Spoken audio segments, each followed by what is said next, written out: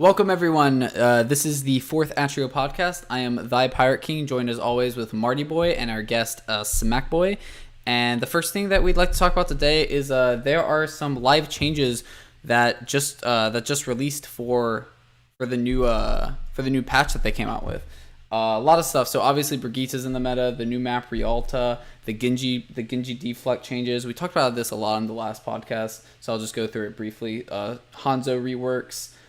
He got the lunge, he got the stormbow, he got the scatter taken away in his new crazy, was it like 6 shots, I think? 7 shots, something like that, where you just six shots where you just spam super fast. Junkrat's frag launcher, his the projectile size has been decreased a bit. His riptire got decreased. Lucio wall ride changes. You guys can see it all on the screen. And then the Tracer pulse bomb change. So lots of changes for live. It's all in competitive right now, as far as I'm aware. So that's cool. I also have a little cool thing that Marty Boy showed me for the new map Rialta. The little boats. The first bug that has already been found. Yeah. So that's I honestly don't get how this got through the PDR. Mm-hmm. But, like, why wouldn't have someone been shooting that at some point? Yeah, no, definitely. But yeah, so I guess since we're on Rialto, sorry, excuse me. What do you guys think of the map? I haven't really played it much myself. Like, I haven't even really heard much about it, but I don't know if you guys have. Do you guys have anything to say about Rialto? I've played it a bit in the arcade. The last point just feels extremely uninspired. It's just a closed room with, like, basically it's just a rectangle with 3 access points on one side and nothing else. There are just some pillars. There's no high ground. There's no real cover to speak about. It's just some pillars. And it's just a straight distance that you need to push the cart. Okay. I feel like that's extremely defensive focused or favored.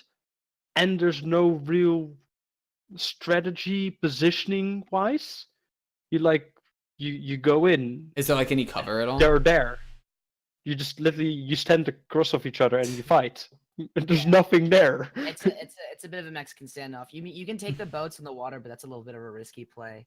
I do like the map overall. I think the response to it has been more positive than was for Blizzard World or Horizon. Yeah, that's what I heard as well. Like, I heard it's much better than Blizzard World. It's got a lot of ire from the fan base, but a lot of people like Rialto. I do think I think to Marty Boy's point, like point 2, like you come out of that spawn and then there's that long alleyway where you can get picked off by New Hanzo, by Widow. There are a couple ways once you get across the bridge that you can push through, but it's a really defensive focused point. And I do think it needs a little fixing, but overall I definitely like it more than I've liked other maps that have come out previously. It's like a reasonably designed map. There are just some areas that are like a bit weird, but like if you can either snowball through that point or just like grind it out, it's probably a semi-balanced map at least. It's at least better than the recent maps that have been released. That like after one patch need changing. I will say with Blizzard World at least they did change it slightly with the attacking, which is kind of nice actually. A good. That's really a big improvement. That made the map like honestly like at least 50%. That made it playable. Like, so much better. Yeah. Do you think though that some of the reason why Horizon and Blizzard World were not really well received is because those are typically the 2 least enjoyed map types? People tend to really hate hybrid and 2CP. I don't think that's entirely the reason, and I think the reason I would say that is because King's Row is a hybrid map, and it's the most loved map in the all of Overwatch. So I think maybe the hybrid map type is just hated because all the other hybrids are not that great, because King's Row is just so good, you know? It's probably just the fact that you have like the quotation mark 2CP effect of you just throw bodies at the cart as a defending team, and like if you trade, or even if you trade 2 for 1, you can probably still stall out and win purely on respawns. It's no skill. You just throw a body at it, do some damage before you die, and then you win. Yeah, I still remember the days where they didn't have the thing for overtime, so that you would spawn the same rate even when overtime was happening. So if you were on 2CP, it would literally, you would have like 6 minutes, and they would be able to stall you out until overtime, because the overtime would never run out, and they could even possibly win because they just keep coming in. Like I think that's the main problem with like the recently released maps. They just had that 2CP effect which just isn't fun in any way.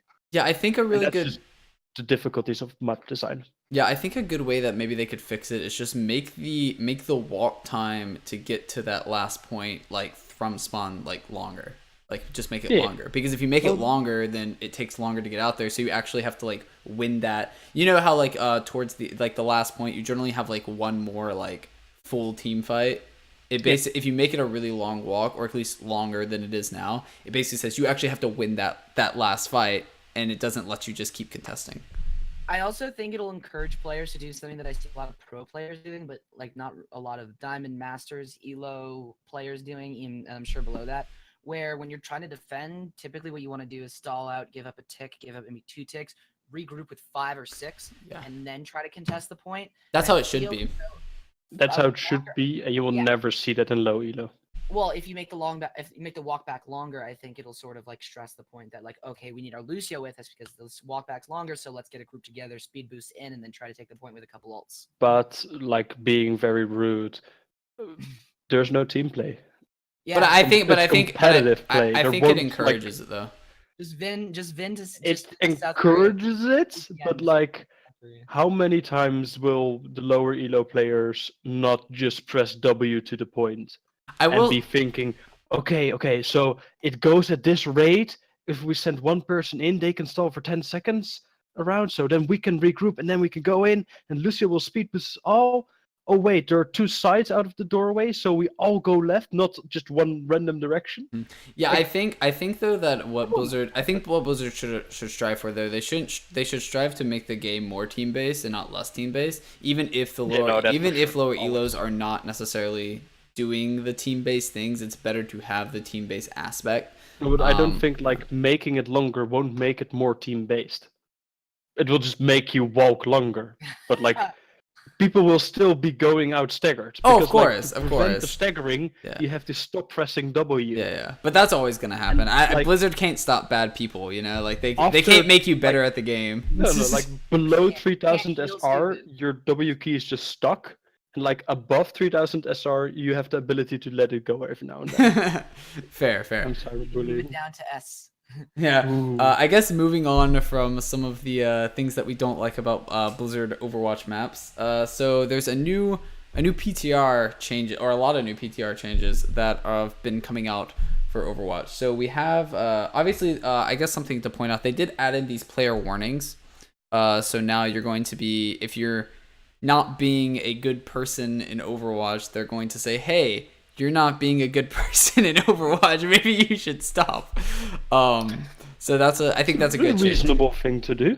Yeah, I definitely think that's a good change. But I think the big thing that people are probably excited about is Ana is finally getting some more changes. So they're not I see over there, Smackboy. Yeah. So they're not huge changes, but so her biotic rifle, it no longer impacts allies with full health. So what this basically means is that, say you're shooting an ally that has full, or that you're healing them up and they get to full health. If they're at full health and there's another ally in front of that ally that's at full health, you can shoot through them, which is pretty good. Like I don't think it's a huge buff, but it's sort of a quality of life. It's kind of nice because it's like, hey, now I can like sort of top my team off even when like I have like 2 tanks standing in front of my like healers or my DPS, you know. It's true. But on the other hand, if you think about like what's a good counter against Ana, you would say Winston, just jump in, put a bubble on top of her, and she can do anything. You know what Winston also does? Very small AoE damage.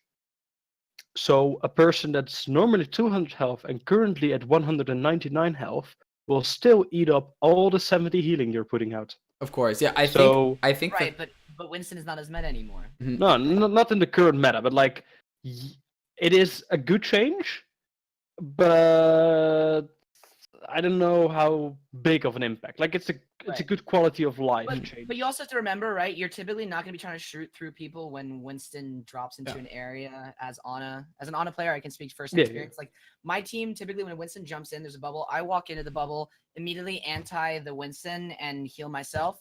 And my teammates usually are sort of spread around the perimeter of the bubble. which makes healing them individually fine. I just have to reposition, do a little bit of ASD. Yeah, I also think the point that you brought up, Marty Boy, is that even without this change, the thing that you were saying is still going to happen. So what you said, it's sort of the exact same. Yeah. I think this is just sort of like an extra thing. It's like, if you do have team, like for example, if you have like a Rhine shield up and you're trying to like shoot the Winston, like I don't know why you'd be running Ryan Winston. I don't run Ryan Winston, but if you have a Winston for some reason with a Reinhardt and they're like in front of the Reinhardt and the Reinhardt's at full health, but like for some reason you can't shoot the Winston because the Reinhardt hitbox is up, or hurtbox I guess is there, to use fighting terms. Right. But now you can, which is really nice. Yeah, no, that's huge, especially when you're clustered around a Reinhardt and some people are in front of the shield, like a Junkrat that's not paying attention would be in front of the shield, and you're just like trying to shoot through them and you can't, and you're calling out for body blocks and no one's listening to the call out, and you're just like, why do I play this character? Yeah, so this kind of fix it. You should still feel that as Hannah. But also they're trying to slow the game down, don't forget. So it's a bad idea. It's gonna be more useful in a slower situation where you can really just like kind of line up that shot and be like, all right, I'm trying to attack Icon wall to point A, and I'm still not through the choke point, and my team is sort of like in this horizontal line. You can just shoot right through it. Yeah, definitely. So I guess before we get on to the Brigitte changes, Ana also can now nano boost herself in free for all deathmatch, which is that's kind of cool. I mean, it's not really relevant to like competitive or anything like that, but it's a nice little change. It's like, okay, now when you were playing Ana, now when you play Ana in free for all, her ultimate isn't actually useless. Like it actually does something now, because she's literally the only hero that has an ultimate that literally does nothing because she cannot even use it. Which is pretty funny. But I used to meme in the match channel like, who wants this nano boost, because I play her a lot in FFA. It was just a feels Batman moment. It definitely was. But I guess this is the big change I think people are kind of excited for, or maybe not super excited for, but at least they know that Blizzard is looking at this hero, and that hero is Brigitte. Her rally, the maximum armor per player, has been reduced from 150 to 100, and if you don't know what rally is, that's her ultimate. Yay, doesn't really change much. Yeah, I mean, like, it's good that they're nerfing her. I believe also they it's the wrong ability, but you're getting close. Yeah, I don't think it's in this patch note, but I do remember that they I think they said in a post somewhere. I don't have it up right now, but I remember in a post they did say that they're changing her cooldown for her so what do you call it? Her bash attack, like her stun. They're gonna change the cooldown from 5 seconds to 6 seconds. So, or at least they're talking about that, which is nice. I'm glad that they're working on our. I was about to say, I think maybe they should remove it, or maybe they should make it like 10 seconds and like also decrease the range, like make the range like less than McCree's flashbang, and also simplest solution: give the game skill. I know it's a weird thing. People are very much scared of this, but make like the angle it can hit like 10 degrees. Make it small. Give skill, please. Make it like flashbang. They changed the tone for shield bash. Oh, let's be real though. That change doesn't change it. I haven't touched it yet. I have. It's still ridiculous. It's like, absurd. It's really easy. That change was only from like totally broken to like the highly OP side. It's not. That's what it did. It's not game breaking now. It's just almost game breaking now. Yeah, almost. Yeah, but no, I think if I had to pick a way to fix Brigitte, make it so that her bash is not the same length as a Tracer blink, and then also make the cooldown like 10 seconds, and make it harder to hit. Like because I don't remember which pro said this. A lot of pros have been talking about Brigitte. One of the pros said something like, the issue with Brigitte is that she's a DPS, a tank, and a healer all in one. She has no downsides, and she does everything perfectly. Like, she literally has nothing that you don't want. Everything about Brigitte is like perfect. Like, she has crowd control, she has damage, she has healing, she has single targeted healing, she has area healing, her ultimate is really good, she has armor on herself, she has a shield which can block things. Like, everything about Brigitte is overpowered. And literally, like, my teammate, for example, like, we're just practicing Brigitte. Like, literally, like, we went through all of the open division maps, and each one we have a Brigitte. We actually run triple support, 2 tanks, and a DPS. Basically, that's what we run now. And it's it's boring. It's so boring. Where you would say, like, this is a pure dive map. People don't give a fuck. Why would you run anything but Brigitte? We can run Brigitte, and because we run Brigitte and like the double tank, triple support, your dive can do nothing because you dive a target. Okay, if you focus one singular target. You can't kill anything. You can't kill anything with Brigitte. We have an instant 150 heal, so there's nothing's gonna die, and you're just forced to not play dive. So just by you yourself playing dive or Brigitte forces the opponent off dive, and then you have just your normal Brigitte versus Brigitte match. So what I've noticed, so Noble 6, my team had a scrim against Unknown's team yesterday, and I don't know what his team is called, but they were playing Brigitte, like, we're going to play Brigitte every single map, and we decided that we weren't going to do that. I hopped on the Lucio, and I noticed one little thing about her is that her mobility is really bad. Even with the shield bash, like, it's a really valuable ability, and if you can sort of kite out and string out her team and use speed boost to catch people that are away from Brigitte, you can still work around it. Also, yeah, but then they're playing it wrong. Wait, can I offer you a solution, Smackboy? You can kite people out though. No. I have a beautiful. I have a beautiful solution. I have a beautiful solution. What's that? Lucio. Now Brigitte has movement. Whoa. Yeah. And now she's unstoppable. They weren't running a Lucio on their team. They're running it wrong. They were doing it wrong. Because the thing is, you don't need to run Lucio, but then it requires more team play. But like if you just run a Lucio, you have now for Lucio together. Yeah, for example, my team, what we've been running is we go Lucio, Brigitte. So it's always Lucio, it's always Brigitte, and then we run a Reinhardt, Zarya. It's always Reinhardt, it's always Zarya. So Reinhardt, Zarya, Brigitte, Lucio, and then we cycle between either a Zen, a Mercy, or a Moira. Generally, it's always Zen. The only time we run the Mercy is if we have a Pharah. So we'll run the Pharah Mercy. But if we don't have a Pharah, we almost exclusively run the Zen. And then the DPS is either Hanzo, Pharah, or Junkrat. It's a weird meta. And it's like, it just works because the Lucio will speed you into their team to do tons of damage and just heal your whole team with Brigitte and Lucio. And then if they get a pick on you, the Lucio just speeds you out, assuming the pick wasn't Lucio. Now if the Lucio dies, you might be a little screwed. But you can also use the Lucio similarly to counterplay Brigitte. Boop is really effective because a lot of Brigittes typically just sort of hold down left click and hold down shift, right? And then just hold down W, left click, shift. And if you can space her out, she pretty much doesn't do anything. Yeah, but if your opponent is playing with Lucio, they will always be in the Lucio circle if they're doing it right.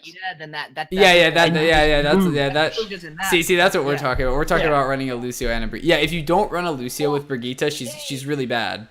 Lucio, yes. Yay. Lucio. Yeah. Lucio's meta again. Talking about Lucio, new Lucio. Yeah, all the new changes for Lucio is just gonna make the Brigitte meta even more powerful. Yeah. Yay! I call it the drive-by shooting meta, where I just stay pinned to a wall and just go by a team shooting them all. Of course, yeah. No, it's pretty fun. It just made the quotation mark hard part of Lucio, where you would stall out a point by wall riding good and still doing damage. It just made it easy. Yeah. You just jump on the wall and you ride automatically, and you can put all your attention on shooting. It doesn't matter anymore. Yeah, no, definitely. Smackboy is showing us. That's how you do it, people. So I guess one thing I did forget to mention also with the PTR changes. So Ana, she actually had another buff. Her clip size is going from 10 to 14. So did you not hear about that, Smackboy? I heard about it, but I didn't see it on the PTR today. Yes, it is on the PTR. I don't know if it's on the PTR right now, but it's definitely on the changes. I have it pulled up on the podcast right now. So I really like that buff. I think that's fine. The one thing I'm interested about Ana, I think she should just have infinite shooting. Just don't have to reload. No, that's stupid. Don't do that. No, but they already said they were working on new technology for the game for a specific Ana buff. And I don't know if they confirmed if self nano boost or shooting through a I think it's full health target? No, I think what they're talking about with the new technology specifically is the technology or the coding required to be able to shoot through barriers and heal your teammates.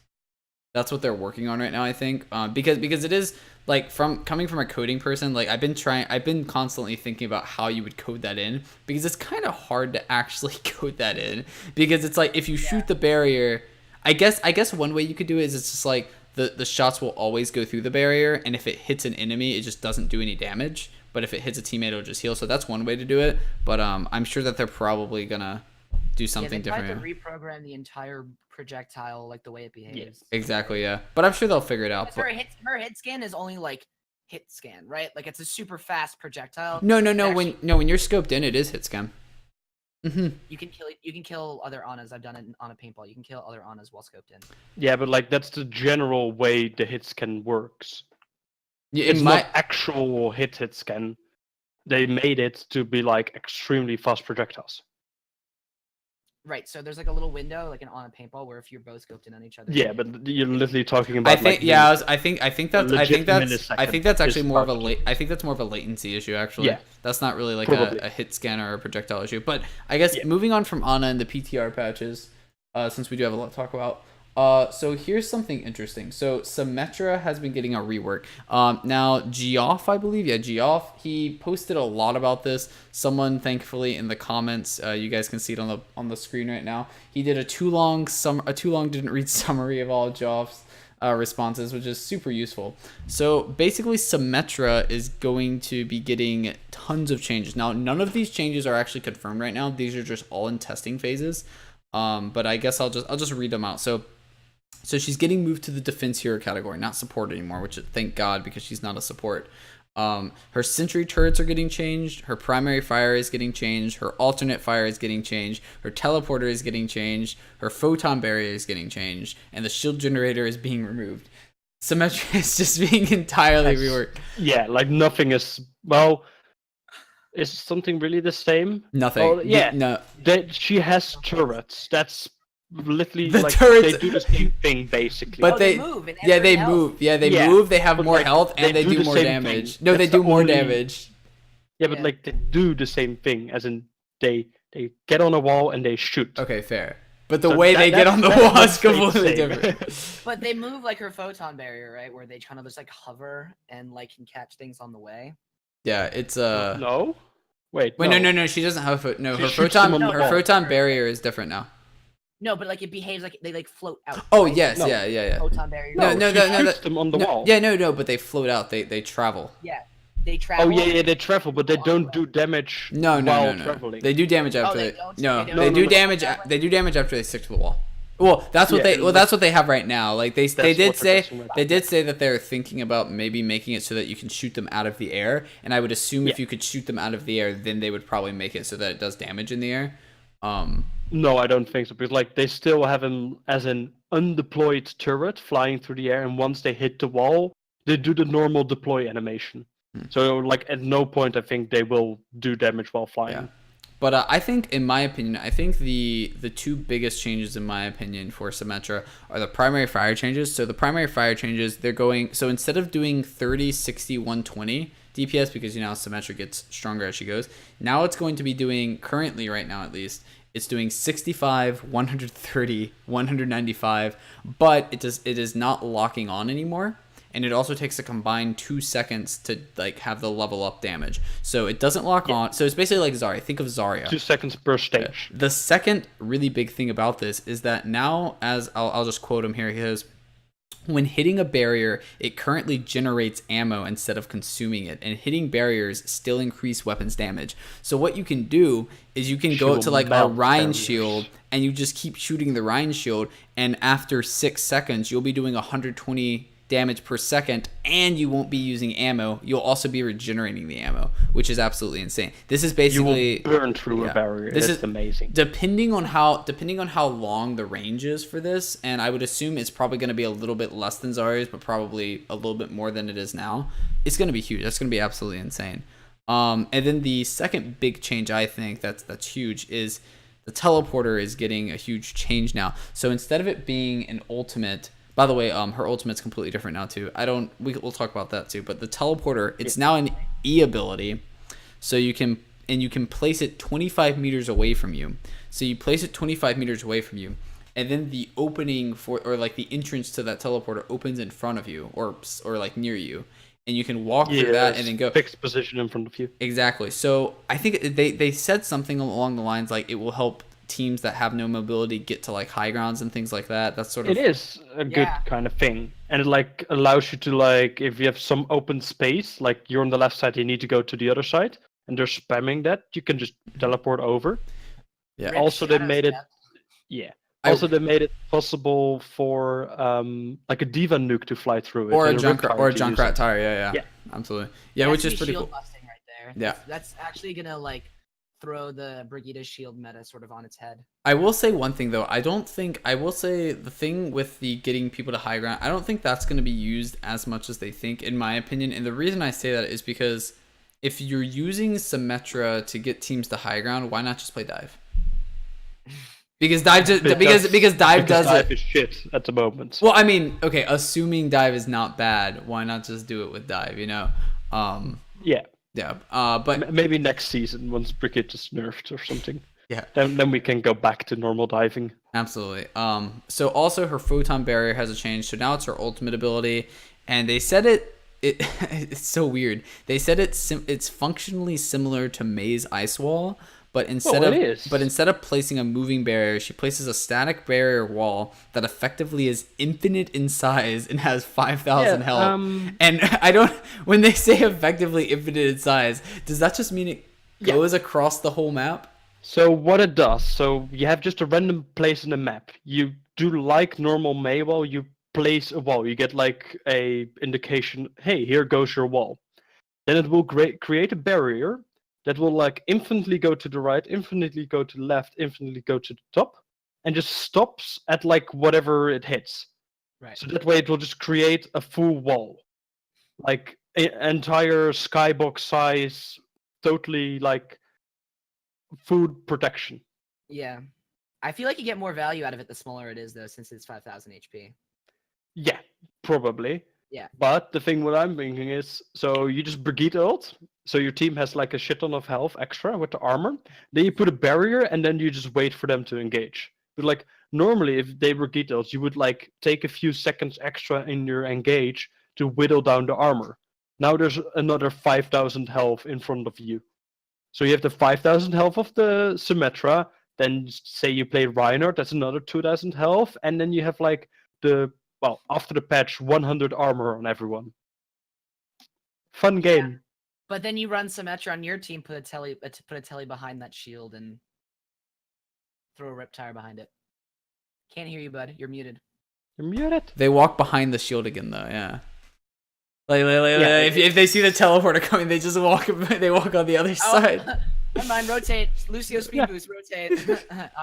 I'm just like, to me, it sounds like a giant Orisa shield. I'm imagining right now, if this goes through, there's going to be some person that does like an animated cartoon, and Orisa's like going to put her shield down and be like, get behind my shield. And then Symmetra's going to put up this giant shield, and then Orisa's going to like look really sad.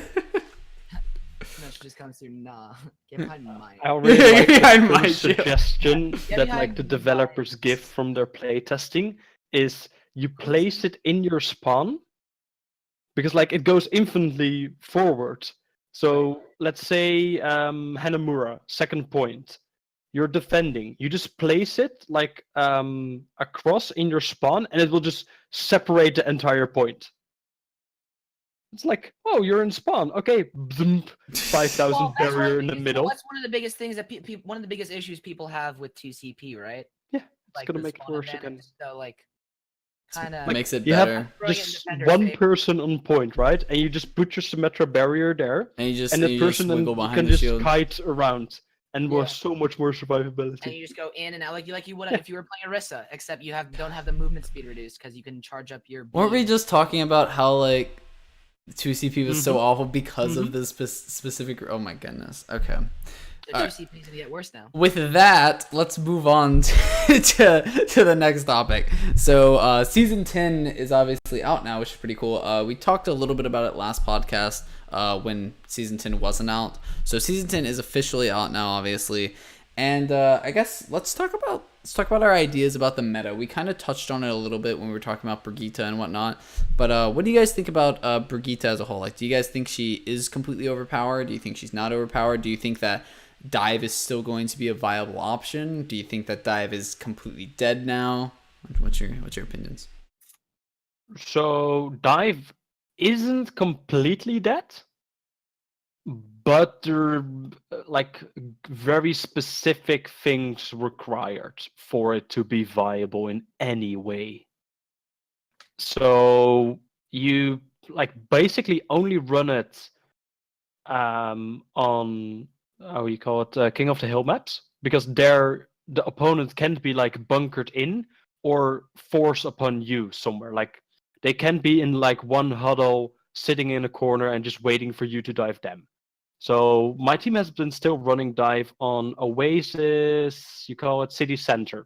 So that's with the jump pad. Yeah, jump pack. Yeah, with the bouncy pad on the side. Yeah. If you just stay on the high ground, the only way they can get there is through that bouncy pad. Like that's one of the moments that like a Brigitte comp has to run that way, and what you didn't before they get to the bouncy pad, you just engage upon them with normal dive on whoever gets separated. If they get up, you just go down and run away from them again until like at one point someone makes a mistake and you jump them.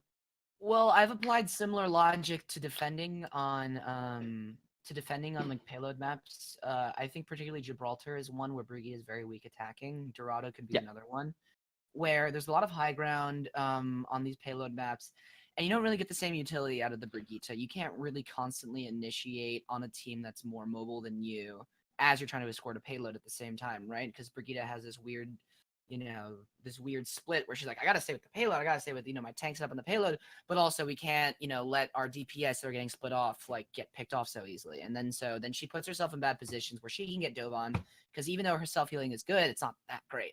And, she's by herself, she'll just get dumped on.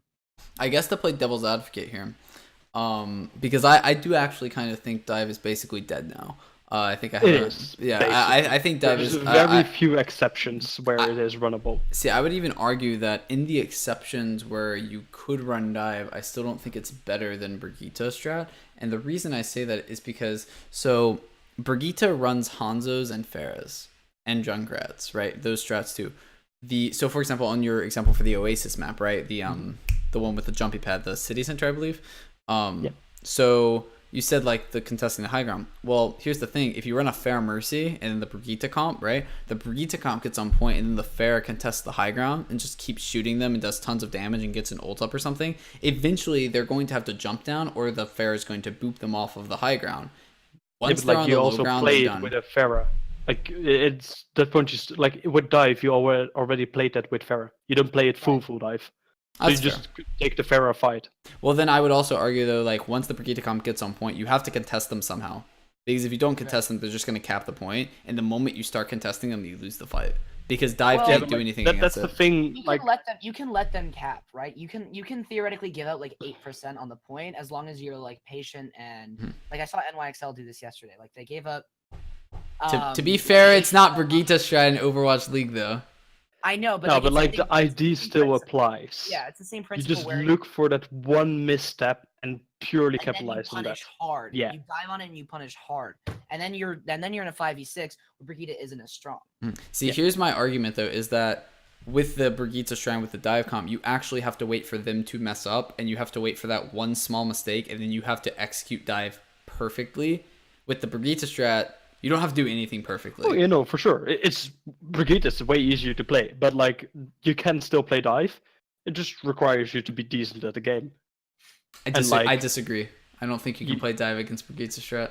I think Brigitte's strat always wins. I've literally won every single scrim on Oasis at that point. You might have won, but that's also because no one has entirely figured out Brigitte's strat yet. I think Brigitte's strat, once people figure it out, is going to dominate every map. More still being the point, everyone makes a mistake at some point But you also have to realize though that Dive is also going to make mistakes, and if they make mistakes, then see the argument for beating Brigitte strat. The argument for beating Brigitte strat with Dive is Dive never makes mistakes, but Brigitte strats, they're going to make mistakes. Well, like the way you're running the dive makes it like less, like you're not doing much until they make the mistake. So since you're not doing much, there's also not a big chance that you fuck up. But they're capping the point while you're not doing anything. Well, then you just have one person down. Like the moment that, like, so say they go to the point, right? And they start capping it. And then you just have your diva drop down. They start focus firing your diva flies up, gets healed, your Winston sits down on the point for a moment. In the meanwhile, your pharmacy can contest point by hovering up and down. See, here's the thing though, is that good Brigitte comps, if a Winston jumps down, he dies instantly. No, but you don't need to be close to them. Yeah, I know. Stay at range, and then you. But you're also running a Lucio because right when they see you down there, the Lucio is gonna speed boost onto the Winston. The Brigitte is gonna stun. And you shift. No, you jump. No, you're dead. Time. No, you're dead because like if that Brigitte gets a stun on you, or especially if she gets a stun on you out of your jump, you are done. At that point, you have fucked up because like you're on the high ground, so you don't need to use cooldown to go down. You can just sit there. And then use. I don't think it's as easy to get out as you think it is. It has been easy to get out for me at least. Maybe you're playing against bad teams. I don't think Atreo has those. Of course, Atreo has the best teams. Don't worry about it. But I guess I'm not gonna lie, Marty. I hope you're right. I hope that Dive can completely wreck Brigitte strats. I hope that's true because I don't like Brigitte strats. I prefer Dive. But I just feel like it's an implicitly defeatist attitude to say that, like, oh, Brigitte's in the game now, we can't run Dive. Like, there's gotta be some way that we can like make Dive. It's just the fact that like you can do Dive, but it requires perfection on your side and no perfection on the enemy side. Well, like they're always gonna make a mistake, but like you need to like. No, like everyone's gonna make it. Like Overwatch League, they still make mistake was Brigitte. Yeah, the mistake was Brigitte. Playing Brigitte strats doesn't require you to be perfect to be very successful. Yeah, it's just easy. But if you are perfect, you're gonna wreck Dive every time. If you're perfect in it, you're gonna be very, very good at it. But like, just making small mistakes is so much less important. Like. It's just you run, you stun whatever is in the front, you kill that thing. Of course. You move over to the next target. Good job. You can now run Brigitte. I guess one thing I will say to make my argument more valid is I'm gonna show the Calvin clip that you showed me with. No, but like he isn't playing Dive. Like this clip just symbolizes the pain that main tanks will be going through right now. And this is just oh my God, this is literally unplayable. The Doomfist and the Brigitte getting on top of him. Yeah, it's beautiful. No, but like King's Row was always like a Doomfist attack map because like it's just good there. And now with Brigitte, it's just any combination where you can run Brigitte and Doomfist is just annoying. I think we can all agree. We might have disagreements on what the comps are going to be. I think we can all agree that Brigitte is not a good choice for this game. At least how she is right now. No. The way that she's designed at the moment, not very good for the game. I would even argue like I do think the niche she fills is an important one where you can effectively from the support position sort of nullify a bit of a Dive. No, because she already could. But it required more skill on the support side. I actually heard one argument. Made a no skill option. Yeah, I heard one argument from I believe it was one of the coaches for Houston Outlaws. They asked him a question, sort of like, "What do you think like is bad about the game? How do you think it should improve and stuff?" And he basically said the thing that's kind of annoying about the game right now is that whoever gets the first pick in the fight generally wins the fight, and the fights are very quick. They're not like really too drawn out. They're like super, super fast. It's like if I get a pick, I win. If you get a pick, you win. And he says like, and Brigitte, he was like, Blizzard is trying to solve that with Brigitte, but now it's too slow. Now it's way too slow. And he's like, there's this like middle ground that you need. You need a middle. Yeah, you need a median where it's like it's not too fast and it's not too slow. Because right now in the league, it's a bit too fast, which definitely is fun and stuff. And it's like it's very skillful, and I think it's better than being so slow like Brigitte. But when you have Brigitte, it's too slow. So even if you like Brigitte, you can't deny it's still too slow. You know. So I think we need a medium, and I think that'll come with nerfs for Brigitte. I'm sure that once they start nerfing Brigitte, it'll get a little bit better. But since I brought up oh, did you have something else to say about? One last point. Yeah, go for it. My whole problem basically with Brigitte is like, if you look back at previous season, right, before Brigitte was in, basically anything was playable. Like any strategy, there were maps where you ran quad tank, triple tank was viable, dive was more viable than other things, but like there was no like real thing. Okay, if they run quad tank, we need to stop running dive. No, you could still run it against it. Like you still had a chance. If they run dive, you're not forced to play something else. And I just don't like the way Brigitte has like removed diversity from the game. I think they have Brigitte. You now need to pick Brigitte basically to be able to play the video game. I still think people are sleeping on Ana. I think Ana's antis can. I think Ana. Antis are always good. Yes. I think Ana's actually going to be worse now with Brigitte because there's so many shields. Like she's not gonna like her antis aren't gonna. That's the other problem. Works really well. Ana Brigitte works really well together. You'd be surprised. Stopping a no, but against. Here's the question though. Ana Brigitte might work well, but Lucio Brigitte works better. Fair. Facts. Mm-hmm. Yeah, and like. And I think that's the hard thing is it's like the reason Ana hasn't been played too much is because all the other support combinations I think just worked better than Ana. Like for example, when the Mercy meta was around, it was Mercy Xin. Why didn't you play Lucio? Why didn't you play Ana? Why didn't you play Mora? Because Mercy Xin was just better. Like Xin was just better, you know. But I will with what you were saying about the dive. I think I just want to add on that before we move on. And you can chime in as well if you want to, Smackboy. So. I think the issue with the Brigitte meta, or at least as people are thinking it's going to be, is like you said, Marty Boy, there's not really any diversity. And some people, I've heard arguments that some people say, well, dive, there's no diversity, it's just dive. And I look at that, I'm like, so much. And I look at it and I'm like, but like even within dive itself as a composition, there's tons of diversity within that composition. So for example, the only things that stay static within a dive comp are Winston Diva. All of the and maybe a Xin, Tracer 9 out of 10 times. Yeah, Tracer's probably the other one. Even Xin you can swap out sometimes, like for a Lucio Mercy. Yeah. So like Tracer, Winston, Diva are like really the ones that are like always played. And even I would argue, even sometimes Tracer isn't always played. Sometimes you'd rather run like a Genji or like even a Junkrat or like a Widow or. But that's like and that's what was so nice. Prominent thing. But there were variations of dive. There were variations. And there were also variations of how to play dive. And how to play against dive. Aggressive dive. You could play counter dive. You could play it differently. At the moment, it's just, I have this key. It's shaped like a W. I press this at the enemy. I press W in M1 and I win. Yay. Fun game. I win or I lose. It's just basically, did I kill them quicker than they did killed me? And it's like some old balance and maybe a bit ability play. But there's no real difference in it. It's not like, okay, we're waiting for them to engage upon us, and then we can counter-engage way better. We bait them over. No, you run at each other. Mm-hmm. Yeah, no, one definitely. Team dies, the other does not. Yeah, it's I also think that the Brigitte meta is just not healthy for the game either. Like even if you like this meta, it's not good for the game. It's not good for the game in the long run because it creates sort of, I don't want to say a toxic environment. Toxic's not the right word. It creates a very unhealthy way to play this game, which is, like you said, press W in M1, and if I like, I'm just gonna win eventually, right? Or I'm gonna lose eventually. Like there's no like really like variety. There's no moments in that comp for awesome plays to happen.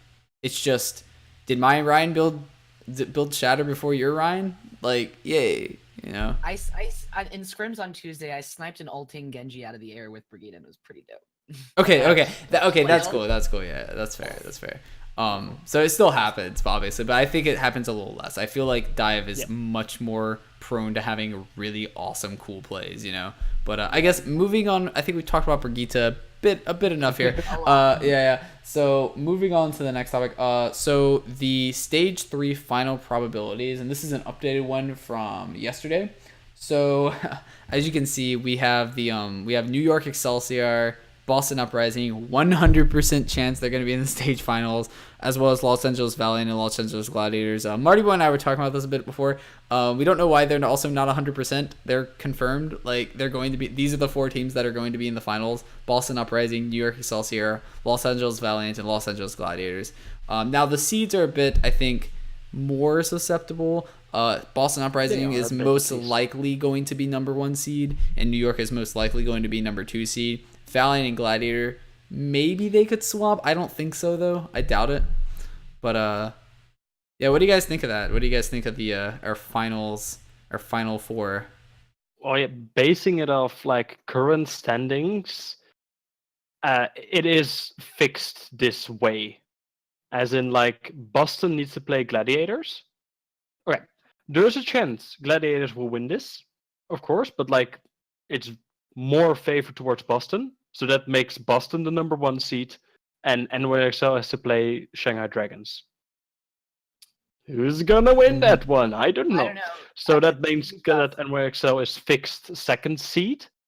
Then only 3rd and 4th is a bit interesting in a way to see what happens there. The Gladiators beat the Uprising.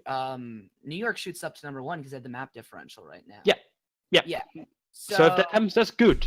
That would make it more interesting, but I just don't have a lot of faith that LA is going to be able to pull that one out the way they've been playing lately. Yeah, definitely. That's my only, like, I'm pretty sure the way the standings are right now, it's probably gonna be the fixed standings. So Boston 1, NYXL 2nd, LA Valiant. It most likely will stay like this. But I guess moving on to the next thing. Wait, who do you guys think? Hold on a second. Who do you guys think Boston? If that's the case, though, who do you think Boston's gonna pick as their first opponent? New York Excelsior.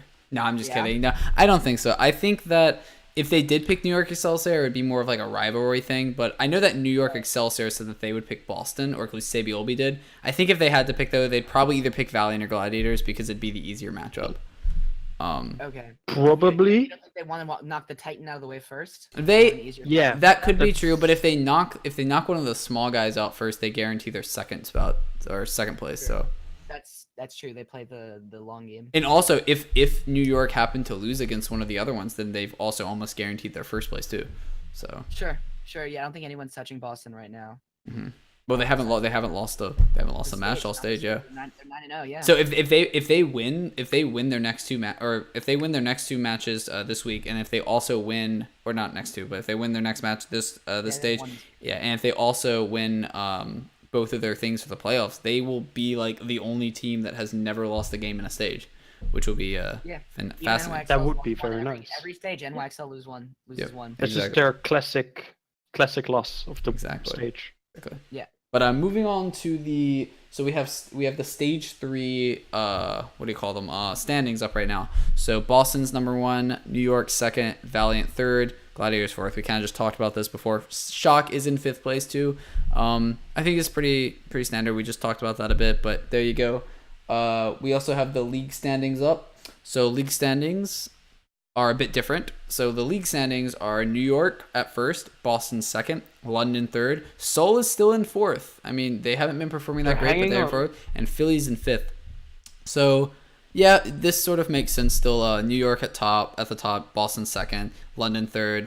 Seoul, I mean, they're still holding on in 4th, and then Philly's catching up in 5th. So I think this is pretty standard. This is really good. Well, technically, Seoul has the number 2 spot because they're at the head of their division. That's right? Fair. Yeah. So Boston, London, Philly, and New York all play in the Atlantic Division, whereas Seoul plays Pacific. So they're number 1 in Pacific still. So they still have a high seed in the playoffs, number 2 seed, just because of the breakdowns of divisions. That's definitely fair. That's true, but like, who cares about divisions? I mean, yeah, they'll want to be number 1 overall. Yeah. Want to beat everyone. Mm-hmm. But yeah, New York is also here. No, 3 losses, by the way. 3 losses. Pretty much a given to be number 1 seed by the end of the 3 losses, by the way. Still. Okay, how many does Boston your team Uprising have? is better. The Outlaws are just like making it building up tension. That's what they're doing. All right. Putting our rivalries aside for now, let's move on to our last week predictions. So stage 3, week 4. So we have the first one was Shanghai versus Boston. Both Marty and I said Boston, and Boston won. So makes sense. Shanghai. Wow. Yeah, Shanghai did get a win though, 1 map off.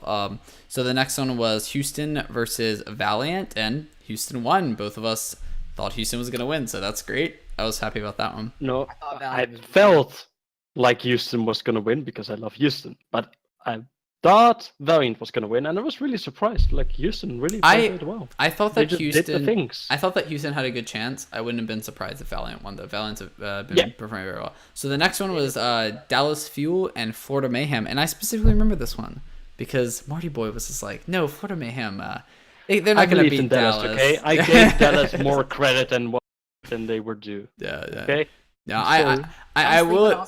Fire player, man. I will admit that I wanted Dallas to win, but they did not win. But there was our predictions. The next one was Gladiators versus the London Spitfire. We both rooted for Gladiators, and they won with a 3-2. So that was nice. The next one was New York Excelsior versus Shock.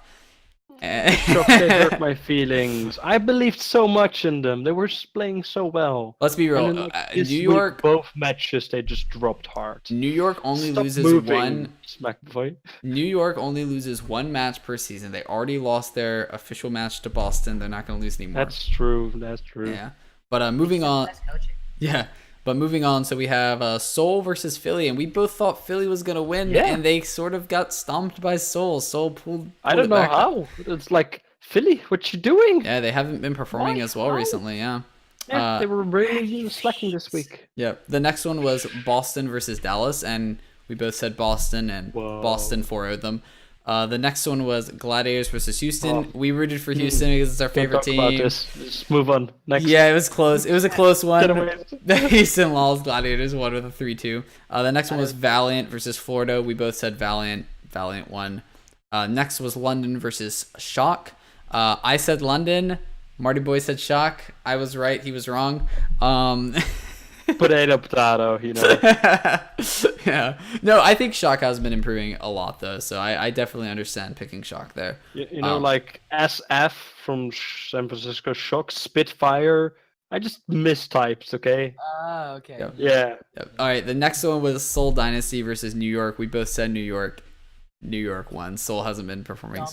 Yeah, that was the only surprising thing. It was a like 4-0. After I've seen the Seoul Philly match, I believe like Seoul would actually put up a fight. And then it was a 4-0 versus NYXL. I was like, oh, unfortunate, really. Yeah, it was unfortunate. I think Seoul is probably one of the favorite Korean teams coming into the league at the very beginning, and they've sort of been falling short. So the next one, this one I want to talk about at least for a little bit, like a minute or two. So Shanghai versus Philly Fusion. Okay, Philly won this with a 3-2. We both said Philly was going to win. Shanghai almost won. But it was 2-2, and they took it to a 5th map, and they almost won that. They almost got that win. Like, I think, like, I remember watching that. Everyone in the crowd was like cheering for Shanghai, and even I think there was like a Philly fan that was like sad when Philly won against Shanghai. Yeah, no, but like they were playing very, very well. Shanghai has been just performing absolutely fantastic. Like, they've been improving so much. Is out of her mind. Mm-hmm. I'm sorry. Like on Blizzard World, amazing. On Ilios. So was Fearless. Fearless was playing very well as well. Yeah. I think they're tightening up their coordination for sure. Yeah, it seems like their communication is it's much better than it was before. We're breaking down that language barrier, and eventually they'll get through it. Yeah. The only feels Batman part for them is that like this week's matchups for the Shanghai Dragons is NYXL and London Spitfire. They can do it. I believe they're gonna beat NYXL. They can do it, they're gonna beat your team, Smackboy. Reg is not gonna show up, and Otto is just gonna walk all over him. Yeah. That's my bold prediction for the week. Well, I guess with predictions for the week, let's move on to that. So, right. Let me pull that up. So Marty Boy failed to send me the the image for this week? No. Did you send it? Did you send it to me? It's in your PMs. Oh, you sent it to my PM. I thought. Oh my goodness, this is bad. That's okay. Unfortunate. Though. That's okay. Doesn't matter. Our predictions for this week. Our predictions for this week. So the leftover matches. So we have LA Gladiators versus Boston Uprising, which is actually a somewhat big match because this will decide not who is going to be in the top 4, but it's going to decide the seeding. This is also going to decide if Boston Uprising will keep their record of winning every single match this stage so far. And I think Marty Boy, you said that you were rooting for Boston, as am I. Yeah, we all are. Yeah, we're all rooting for Boston. Yeah, I think it's going to be a good match. Gladiators hasn't perfectly performed, and they're really going to need it versus Boston. I'm rooting for LA Gladiators. You're rooting for Gladiators. Oh boy. Wait, I think you're gonna.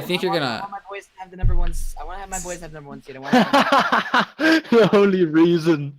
It's all for seeding. Like, of course, I love what Boston's been doing this season. I think them overcoming, the loss of a DPS who is really good on the field, but really sketchy off the field.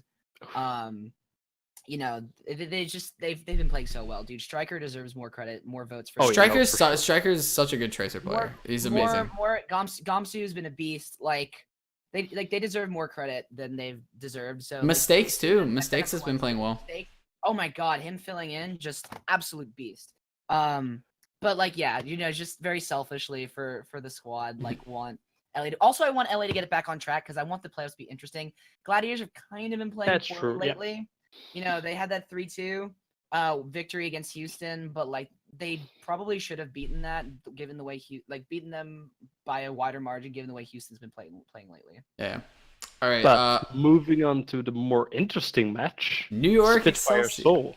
No. New York Excelsior. Come on, no. Yeah. Dragons will win that. Dragons is gonna win. They gotta get a win. I believe. Yeah. No. Let's be real. Come against London. London's been playing garbage. Yeah. So I think we all agree. New York is probably gonna beat Shanghai. If New York loses against Shanghai, they're going to. I can't imagine what their coach is gonna do to them.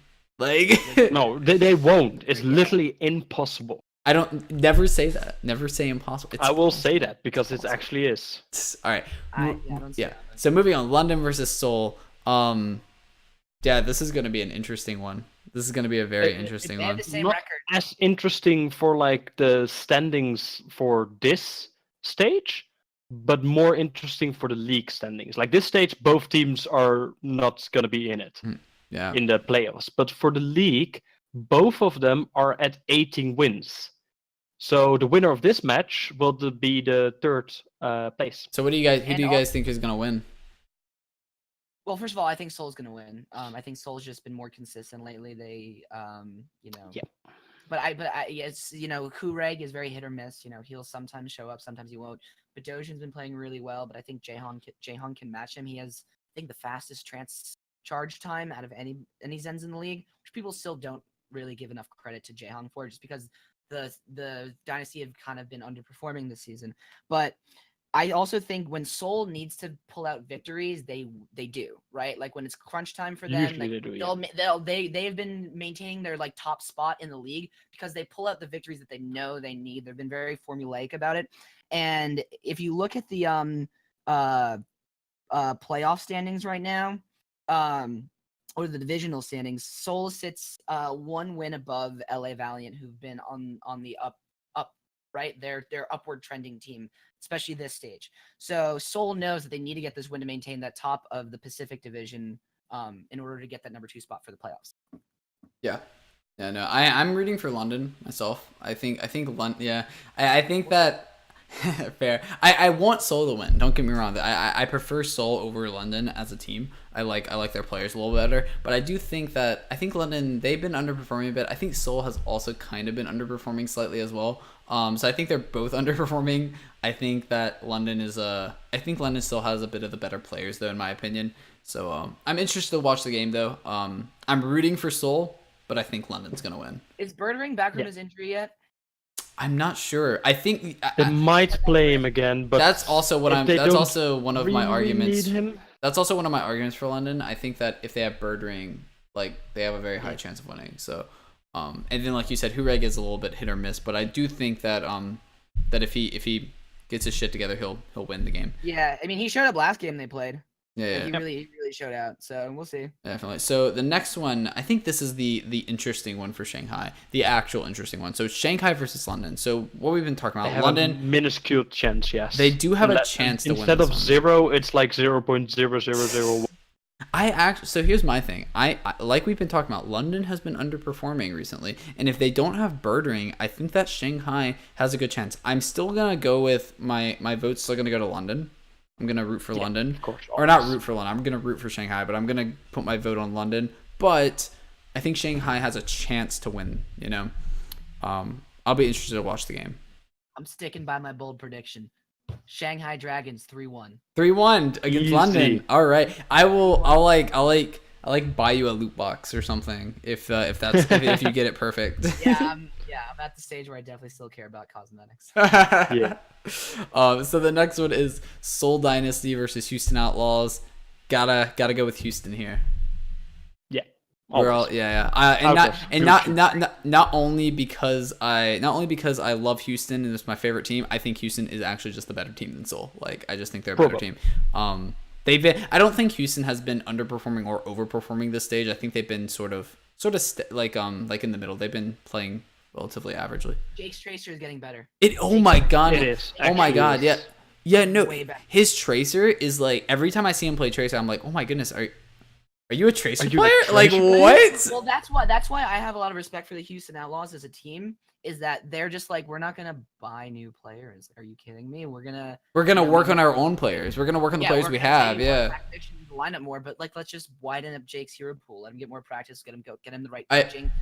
I really like that idea too, because like whenever I watch Houston Outlaws like videos on YouTube and things like that, they're like a family, and it's like I don't want them to get tons of new players. I want them to stay together and like work on their weaknesses and get their strengths up higher. Like I want them to stay together because they're like a family and like they're good at what they do, and they just need to sort of broaden their hero pool like just a little bit, and they're doing that, which is fantastic. Yeah. So the next match is Valiant versus Philly Fusion. That'll be an interesting one. It's gonna be good. Will be. Yeah. Also, Yeah. again, for like the total standings, again, a bit interesting because like Valiant is on 17 points, but with like a bigger map differential, it's 20 at the moment, and Philly is on 18 wins with a 10 differential. So Right, because they're going for the wild card. if Valiant wins, It'll be very from good for their Philly, standings. they will instantly move up in the standings, and then it's like depending on the Seoul and London match if they can move into 4th place even. Yeah, it'll be I a don't good think game. I don't think they can just on one match because they're like 15 maps apart. But like it'll be really close if London loses 4 and Valiant wins 4, like they're Well, no, they can move up depending if Seoul wins or if Spitfire wins. Seoul will have a worse map differential right. than Philly than Valiant winning. Valiant, and then they take the number 2 seed as the leaders of the Pacific Division, and then They will. Seoul gets dropped down to the wild card spot. Yeah, it'll be very good. It'll be very Stage 4 interesting. is gonna be Stage 4 is gonna be crazy. Yeah, It's gonna Brigade be in stage beautiful. 4? maybe. I'm not sure. Then they move to current patch Yeah, that's true. Yeah. when So the stage changes. so I guess before we end off the podcast, Philly or Valiant, who do you guys think are gonna win? Valiant. Valiant. Just because Philly dropped the ball quite Philly hard is last week. Philly's I'm- on the downward trend, I'm LA's s- overall on the I'm upward still trend. I still want to say Valiant. I think they have the better players, but I do agree they have been on a downward fall. But anyway, so that's gonna end the Atreo podcast for this week. We hope you all enjoyed it, and we'll see you next week. Bye.